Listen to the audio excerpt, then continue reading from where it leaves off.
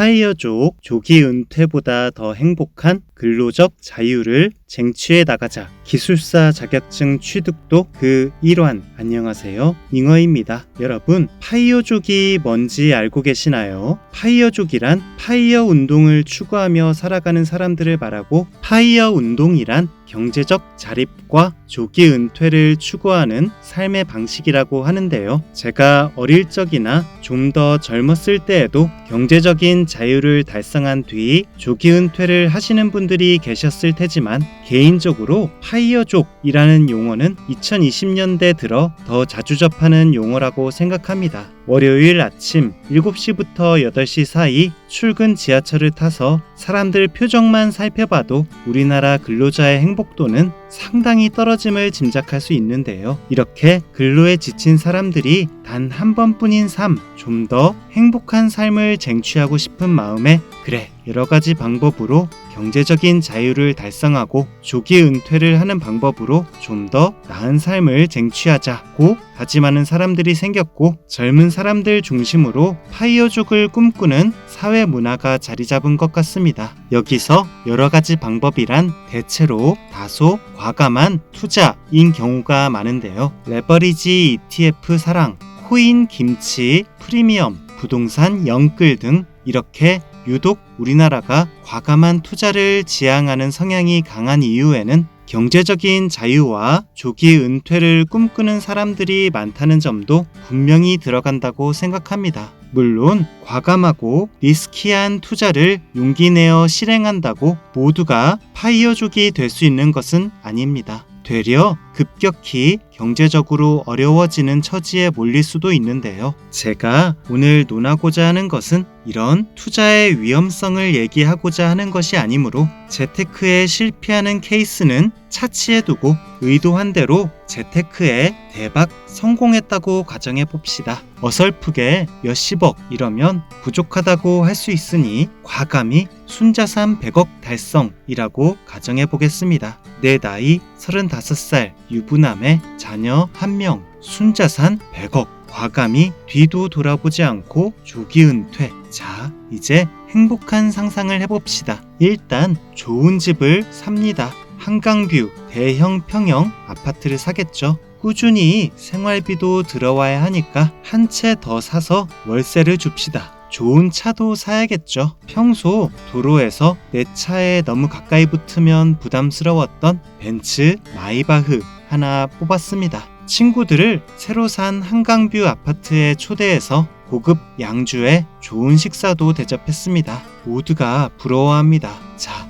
여기까지는 정말 행복한 전개입니다. 그 다음은 뭘 하죠? 이제 집에서 쉽니다. 그냥 마냥 쉬기 뭐하니까 안 위험한 선에서 주식 투자 조금씩 하며 돈을 더 버는 척합니다. 아이가 이제 좀 커서 가끔 물어봅니다. 아빠는 직업이 뭐야? 투자자, 임대사업자, 건물주, 뭐 그런 거지. 그건 뭐 하는 직업이야? 저라면 여기서부터 조금 입장이 어색해집니다. 처갓집에 식사를 하러 갑니다. 보통은 여러 가지 근황을 이야기하죠. 요새 나는 뭐 하고 있다 얘기하기가 좀 불편합니다. 편히 쉬고 있다 혹은 즐겁게 취미생활 하고 있다, 이게 근황이니까요. 해외여행 갔다 와서 또 쉬고 바로 다음 여행 계획하고, 자녀 학교 학원 간 사이에 TV 보고 게임하고 고가의 뮤지컬을 보고 골프도 치고 열심히 소비하고 즐깁니다. 솔직히 근로 의욕은 안 납니다. 왜냐면 100억에서 1억 벌어서 101억이 돼봤자 티도 안 나고 이미 근로를 안 하는 생활에 몸과 마음이 기울어 버렸기 때문이죠. 경력도 단절되었거니와 의욕도 나지 않습니다.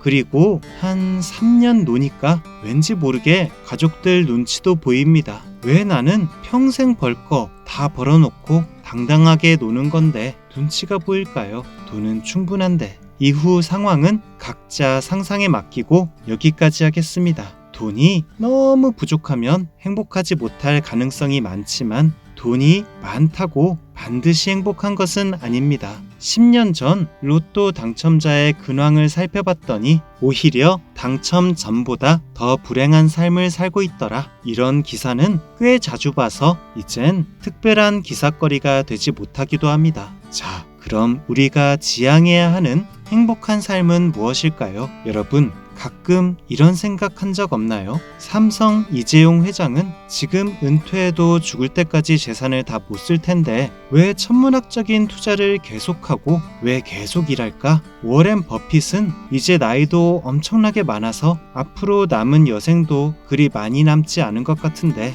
왜 계속 골치 아픈 투자와 공부를 계속하고 있는 걸까? 이제 골치 아픈 투자계에서 떠나 전용기로 여행 다니고 맛있는 음식이나 먹으며 건강에 천문학적인 투자를 하는 게 개인의 인생으로 봐서는 더 이득이 아닐까? 물론 이재용이나 워렌 버핏이 일하는 이유는 그냥 대한민국 서민이 생활비를 벌기 위해 돈을 버는 이유와 다를 것입니다. 그들은 언제 그만둬도 먹고 사는 데는 전혀 상관없지만 세상에 본인들의 영향력을 행사하기 위해 근로합니다. 죽는 날까지 삼성그룹 수장 이재용, 오바마의 현인 워렌 버핏으로 남기 위함이죠. 그게 살아있을 때나 죽은 뒤에나 훨씬 더 명예로울 것이기 때문에, 즉 그들은 이미 알고 있습니다. 더 이상 일하지 않고 쉬고 즐기기만 하는 여생을 누린다고 해도 오히려 사회적인 입지만 무너질 뿐 전혀 행복하지 않다는 것을 말이죠. 파이어족이 되어 조기 은퇴를 한다고 해도 꼭 행복한 삶이 기다리고 있다는 것은 아니라는 것을 알았습니다. 그럼 행복한 삶을 쟁취하기 위해 어떻게 해야 할까요? 그냥 더 이상 근로를 하기 힘든 나이가 될 때까지 지금 하고 있는 일을 계속 열심히 하는 수밖에 없을까요? 물론 지금 직장과 지금 하고 있는 일을 계속 열심히 하는 것도 나쁘지 않은 선택지이기는 합니다. 가장 많은 사람들이 자의 반, 타의 반으로 선택하고 있는 선택지이죠. 하지만 우리는 계속 내가 잘할 수 있는 분야에서 근로는 계속하되 근로적 자유도를 늘려나가야 합니다. 근로적 자유도가 뭐냐고요? 솔직히 저도 뭐라 표현해야 할지 몰라서 그럴듯하게 만들어낸 표현인데요. 간단히 설명드리자면 지금 토목기사를 보유하고 현장에서 현장 공무로 근무하고 있는 중견기업 토목직 대리님의 입장에서 생각해 봅시다. 닥터 스트레인지가 되어 이 토목직 대리님의 두 가지 미래를 생각해 보는 겁니다. 첫 번째 미래, 그냥 지금 하고 있는 회사 업무에 집중하고 저녁 시간에는 술 마시고 취미생활 하면서 시간이 많이 흘렀습니다. 이제 다른 현장의 공무 차장으로 근무하고 있습니다. 이제 단연간 업무 경험으로 인해 업무 숙련도는 올라갔지만 최근 회사 사정이 어려워져 불안합니다. 희망퇴직을 은근 강요받고 현장 인력을 자꾸 줄여 업무 스트레스도 줄지 않습니다. 내 나이, 내 직급에 다른 회사에 옮길 수 있을지 엄두가 잘 나지 않습니다. 두 번째 미래, 지금 하고 있는 회사 업무를 수행함과 동시에 저녁 시간에는 열심히 기술사 공부를 했습니다. 1년 반 만에 토목시공기술사를 취득하고 1년 더 투자해서 토목품질 시험기술사를 취득했으며 1년을 더 투자해서 산업안전지도사를 취득했습니다. 또 틈틈이 영어 공부도 열심히 해두어 이제 토익 스피킹을 보면 AL이나 AM 등급이 나옵니다. 이제 공부가 생활의 일부가 되어서 지금은 토질 및 기초기술사를 조금씩 부담 없이 공부하고 있습니다. 공부를 하며 얻은 지식들이 업무에 도움이 되고 시야가 넓어져서 현업에도 시너지 효과가 있습니다. 해외 프로젝트에 참여해도 언어 장벽이 겁나지 않습니다. 그리고 지금 회사가 어렵다고 하여 조금 안타깝지만 솔직히 엄청 걱정은 되지 않습니다. 시공기술사가 있으므로 다른 회사 현장 시공직 취업에도 유리할 것 같고 품질시험기술사를 보유하고 있으므로 품질시험원에 지원할 수 있는 루트도 있으며 산업안전지도사가 있기 때문에 지도사를 채용하는 기업에 지원할 수도 있고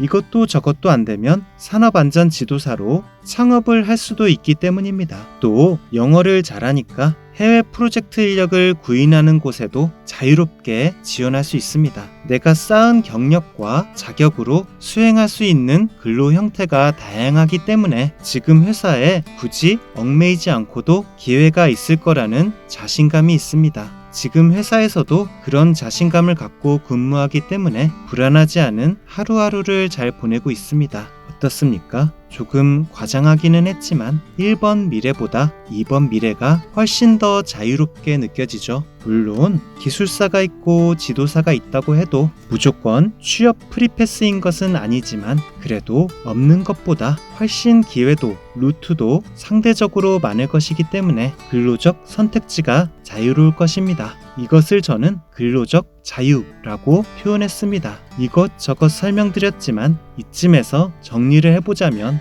부를 아주 많이 쌓아도 나의 사회적 롤이 없다면 완전히 행복한 삶을 쟁취하기는 힘듭니다. 그렇다고 회사만 믿고 현재 수행 중인 업무만 그저 묵묵히 수행하게 되면 시간이 지나 여차할 때 나의 근로 방향을 결정할 수 있는 자유도가 떨어질 수도 있습니다. 즉, 우리는 지금 수행하는 직무는 기본적으로 잘 소화하고 취업을 준비할 때처럼 몸값을 높이는 것을 게을리하면 안 되겠습니다. 그렇게 몸값이 높아지다 보면 굳이 파이어족이 되기 위한 리스키한 투자를 하지 않아도 남 부끄럽지 않은 수준의 부 또한 따를 것이라 믿습니다. 열심히 공부하고 노력합시다. 그게 최고의 투자이자 재테크입니다. 그러므로 오늘도 잉어TV를 통해 열심히 공부하시는 시청자분들 정말 잘하고 계십니다. 오늘 제가 준비한 영상은 여기까지입니다. 그럼 잉어는